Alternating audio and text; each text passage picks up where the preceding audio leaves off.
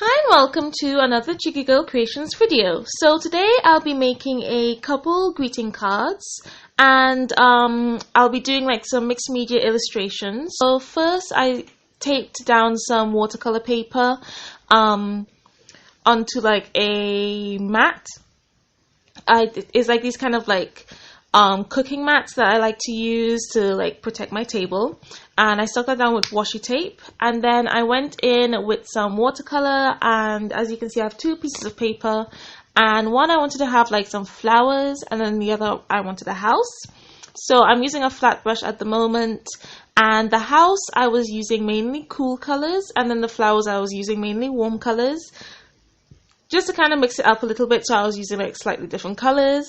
And the watercolors I'm using is Winsor Newton Cotman watercolors. It's the pocket size set. And all colors that I use will be down below with like all the other materials like in the list if you are wondering. So from the top of my head, the colors I used for the house was Alizarin Crimson, Phthalo Blue, Viridian, Burnt Umber, Lemon Yellow, and yeah, those are like the main colors I use, so mostly cool colors. And the green I just mixed using the Phthalo Blue and Lemon Yellow, and that dark color I used for the ground was like Phthalo Blue and Burnt Umber mixed together. And then for the flowers I used Sap Green for the leaves, Cadmium Yellow, Cadmium Red Pale Hue, and then I mixed Cadmium Yellow and Red Pale Hue together to make another like orangey color. And then I just pretty much use that as a base to then go in with my gouache, and the gouache I'm using is Crawford and Black gouache, and also some Royal Talens white gouache, and the Royal Talens is artist grade. I actually do have a review on both of those gouaches, so I'll put that up in the iCard if you're interested in taking a look. And yeah, so I went in with gouache because I did want a more of a textured look, but I like to start off my gouache illustrations with like watercolor. So for the flowers, like I use yellow ochre, orange, and then deep red. Now with the gouache, there isn't that, well, there is a color selection, but just like not the same as my watercolors. So I just tried to pick the colors that were like as close to cool colors as possible. There's somewhat of a nice mix, but sometimes I kind of had to mix it up a little bit. And then I'm using like some burnt sienna for the middle of the flowers. And yeah, just keep on putting down layers. I'm being quite loose with my brush strokes, and as you can see, I'm just keep on going back and forth, and then just trying to make sure there's enough contrast so that it just adds a nice amount of depth. And then I will switch over to a round brush. Both of these brushes are from Hobbycraft. I'm not sure if the flat brush came in like a mix set. I don't know if that set's still available, but as far as I'm aware, the round set is. I think I might have a review on those too. I really like the round set of brushes. They are quite sturdy. I've been using them for a while, and they're really holding up well. And yes, so I also like how I can get quite a few varied like sizes of strokes. So I think I'm using like size 8, and I can get quite thick strokes, quite thin strokes. So I can do the leaves, the stems, and the grass. And then you like also like add smaller details, which is quite nice. And now I'm moving on to the house. The house I struggle with a lot more than like the flowers. I mean, the flowers are pretty easy. I tend to refer to these kind of flowers as rosy posies. That's just my go-to flower. It doesn't really matter what medium I'm using. They all tend to look like pretty similar, my rosy posy flowers. And yeah, so that was quite simple, but the house really challenged me quite a bit. I'm not too sure why I struggled so much. Like the colors I was kind of like fighting with a bit. I think it's because I'm quite out of practice when it comes to traditional at the moment. Actually, I've been doing so much of my terrariums that I haven't really painted much, so it was I even took a lot longer doing the flowers just because I'm a bit out of practice. But yeah, the house was a bit tricky, trying to get the colors right. I knew what colors I wanted. I wanted the house to be a kind of reddish kind of color, and then I did want the roof to be kind of bluey, like tealy. So I just had to keep on going back and forth until I got the right like hues and tones and everything of the colors. And you can see that I'm like trying to add more detail to the house. That also didn't work out. I kind of had to blend that out. But yeah, but I get there in the end. It's just a lot of layers on the house, lots of going back and forth. And that's why I brought in gouache, because there was only so many layers I could do with my watercolors. And I also have to like be a little bit more, like plan a little bit more what I wanted. If I was using my watercolors like only, I probably would have just done like a bunch of swatches and stuff. But I just went in, I didn't really have much of a plan. I just knew I wanted to do a house and some flowers. So using the gouache, because the gouache can get quite opaque, I can go in with quite thick layers. It was really useful, especially when I had to keep on going over with white. And that white is really strong. I think that white will last me a long time because it's very pigmented. So I won't be finishing that up anytime soon. But it's really nice white. And I find like adding that more like artist grade white to the cheaper gouache, because this gouache is like very affordable budget gouache. So adding that white does tend to make it a little bit more smoother and act a lot nicer, which is quite nice. And yeah, so you can see I'm kind of getting there with the house now. And what I was doing, I was putting in quite thin layers with the house, like very watered down layers of the gouache. And then sometimes I'll also go in with the watercolors. Like I don't have alizarin crimson in my gouache, but I wanted to use that, so I would go in with the watercolors as well on top of the gouache if I wanted to use that color and I didn't have it in my gouache. And now I'm adding a background to the flowers. I felt like it just looked a bit plain just straight on that white background, so I went in with some ultramarine blue. That's a warm blue, and I just added a very light wash of color. And I'm sorry if like the light gets a bit harsh every now and again. I had to keep on moving something in front of the window because the sun was pretty much shining straight in. So apologies for whenever that happens. And yeah, so once I added that ultramarine, it really helped. It also just kind of helped to frame the flowers. And then I just went in with some brighter highlights and like details to kind of get it like finished up a little bit more. And then I'll add some like slightly darker areas. And the same with the house. So now I'm like putting in just some white to cover up the windows and like where the door is and stuff, because I knew I wanted to have some like yellow in the windows. So I needed to put some of that white, and again, that's where the gouache really comes in handy. And then I added a chimney. I felt like the roof was a little bit like empty, so I thought I would add a chimney just to kind of like, so I would be able to put smoke.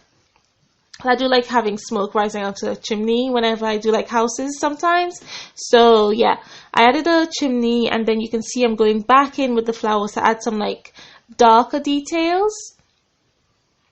And once I do that with like the flowers and stuff, and then I can just go back into the house. I added some curtains in the windows, some yellow for like lights. I painted up the door. Then I added some more like details, shading, highlights to the hedge. And then I like redid like the ground area. And the reason I did the ground area like that, I kind of like it when it looks a little bit like my stuff is like floating, especially when it comes to buildings. I like to make the ground look not so solid, so it's kind of like a floating kind of look. I kind of did that with the flowers, but not so much. I did keep to that more like with the house, because I really like to do that. And then once that was done, I was able to go in with some details. So I didn't really feel like adding details with paint. I do like to do that a lot, but I just wasn't really in the mood to. So I went in with some India ink. No, calligraphy ink. I think there's a difference. So calligraphy ink is by Winsor Newton, and black would have been a bit too harsh. I hadn't used black at all in this painting, so I wanted to add like some dark line art, but not black. So what I did was I picked out the brown and the blue. I think the brown was sepia, and I'm not too sure what the blue was. It may just be called blue, I'm not sure. But I mixed those up because just like how I had done with like the ground layer for the house, mix blue and brown together, make a really nice dark color, close to black but not black, so it's not as harsh. And then I went in and added outlines with a calligraphy pen. And that's also a really great way to not damage your fine liners. I did that a lot when I still added outlines a lot to my artwork, like my mixed media artwork specifically, because there's less chance of me ruining my fine liners. And I can't really ruin my calligraphy pen, and I don't think I can. I never have, and I'm very heavy-handed, so I think it's pretty hardy. But yeah, so I like to do that when I'm going onto more of a textured surface. And I kind of noticed that when I was adding details, sometimes it looks as if I was digging into the paint. Now, I don't know if I've ever used a calligraphy pen on top of gouache. So I don't know if it is the gouache that was happening too, or if the paint just wasn't like dry for long enough. I'm not too sure. But I guess if you're going to use that technique, just like keep an eye out for that. And yeah, because I'm not too sure if it was just because it was gouache or it just hadn't been dry long enough.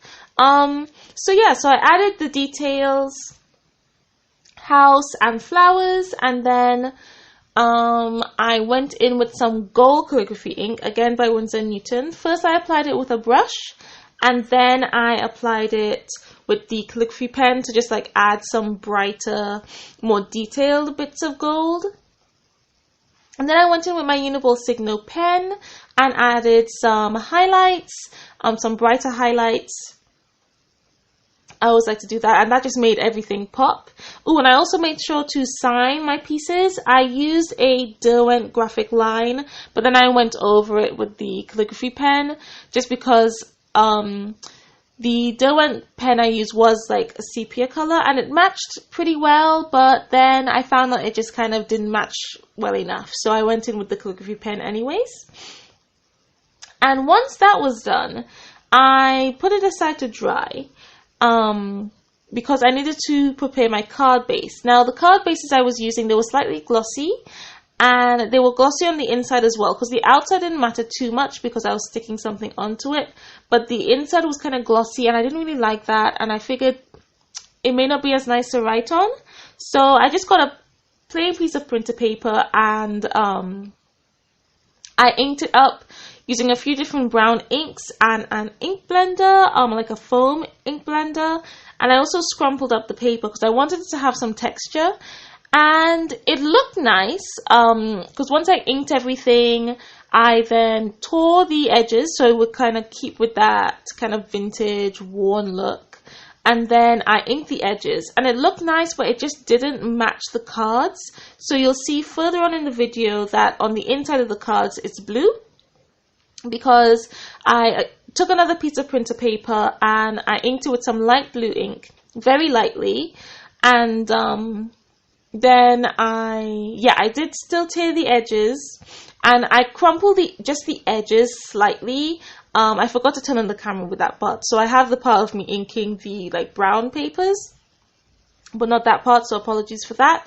So yeah, I just kind of crumpled the edges to distress the edges, and then I added some more blue around the edge, and then I went in with the brown ink pad and directly just added some ink around the edges of the paper. And I liked how that looked a lot more. It just kind of matched with the fact there was quite a bit of blue in each illustration. And yeah, I just found it just went a little bit better. So I'll save those brown pieces of paper for later, for maybe another card. Like, I think if I did like a more vintage look, then it would have matched. But it just didn't really match this kind of brighter, whimsical look. So yeah, so I'll just save those pieces of paper. And then once I did that, I took off the tape around the illustrations, and then I tore the edges as well, because I thought to just kind of go with the kind of handmade kind of look. So I tore the edges. It was really tricky because the paper's not very thick. I think it's 190 GSM, It's not very thick at all. But tearing it with the ruler was kind of tricky. So it was a very wonky tear, but that's fine. I thought it just kind of went with it. And then I inked the edges with some Stays On ink, black ink. And then to attach it to the card base, I thought it would be nice, because I do this sometimes when I make cards. When it's like a painting, I'll attach it with these like clear photo corners, so you can remove the painting if you want to. So these cards, like, I'll have available in my markets. So like the person who receives the card would be able to take out the piece and frame it, or just frame the card. It all depends on what they want. So yeah, so that's how I attached it, on these like clear photo corners. And they're self-adhesive, so that sticks really nice, and they're really strong. I've had them for like 5 years, maybe over 5 years, and they're still going strong, so it's really good. Sorry, I keep on saying So yeah, once I stuck those down, I stuck the papers for the inside in. I like used this tape runner, like double-sided tape runner, to stick it in, and then I went over with some gold glitter washi, thin gold glitter washi, as you'll see. I thought that would just kind of go with like the gold elements I added to the cards like earlier.